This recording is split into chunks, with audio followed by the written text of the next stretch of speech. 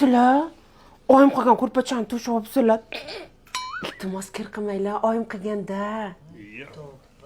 Siz turing, o'tirmang. Cho'kib ketadi paxtasi. Onangni qilgan ko'rpachasimi bu? Oyijon, no. Tintakmisiz? Bu fujerda meni oyim berganlar-ku. Mana piyolada ichivering, o'lib qolmaysiz. Mana qara.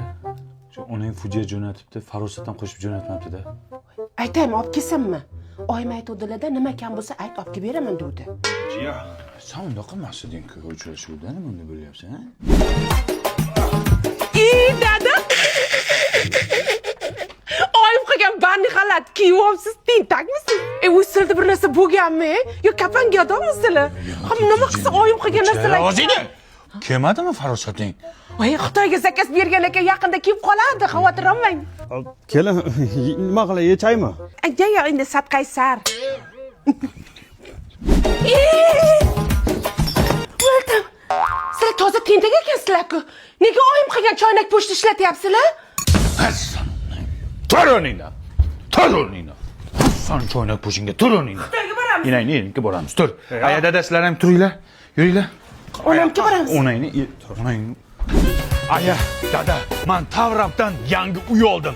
Tayyor kadastri bor, tayyor remonti bor. Shunday kirib yashaymiz bo'ldi. Oyim qilgan ko'rpa to'shaklarni ham olib kelamizmi? Gunchaqi. Kim o'tdi? Hisob pulni qaydan olding? Boshlang'ich 25-30% to'ladim. Qolgan qismini taqsim to'lov tizimi orqali 5 yildan 10 yilgacha bo'lib to'lashga oldim. O'zining davlat maktabi bor, poliklinikasi bor, yonginasida metro bor, aeroport bor. Bitta uyning ichini ko'ring. Yo!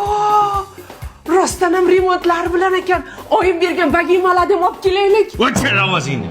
Onang bergan bitta cho'p ham bu uyga kirmaydi. Shu uchun bu uyni sotib oldim.